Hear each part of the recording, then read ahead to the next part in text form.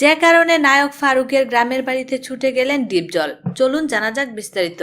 শুক্রবার দুপুরে ফারুকের গ্রামের বাড়ি গাজীপুরের কালীগঞ্জের তুমুলিয়া ইউনিয়নের সোমটিউরি গ্রামে আনুষ্ঠানিকতার আয়োজন করা হয়। এই আয়োজনে 4 মণ মিষ্টি নিয়ে গেলেন আরেক অভিনেতা মনোয়ার হোসেন ডিপজল। এর আগে ঢাকা থেকে যাওয়া অভিনেতারা জুমার নামাজ আদায় করে ফারুকের কবর জিয়ারত করেন।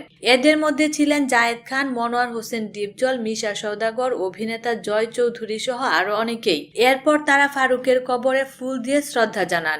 এ বিষয়ে নায়ক জায়েদ খান সংবাদ মাধ্যমকে বলেন, পরিবারের পক্ষ থেকে আজ ফারুক ভাইয়ের দোয়ার আয়োজন করা হয়। আমরা সেই আয়োজনে উপস্থিত ছিলাম। ডিপজল ভাই দোয়ার অনুষ্ঠানে 4 মণ মিষ্টি নিয়ে গেছেন। আনুষ্ঠানিকতা শেষে আমরা আবার ঢাকায় ব্যাক করেছি। প্রসঙ্গত, গত 15ই মে সিঙ্গাপুরের মাউন্ট এলিজাবেথ হাসপাতালে চিকিৎসাধীন অবস্থায় মারা যান অভিনেতা আকবর হোসেন পাঠান ফারুক। তিনি ঢাকা 17 আসনের সংসদ সদস্য ছিলেন।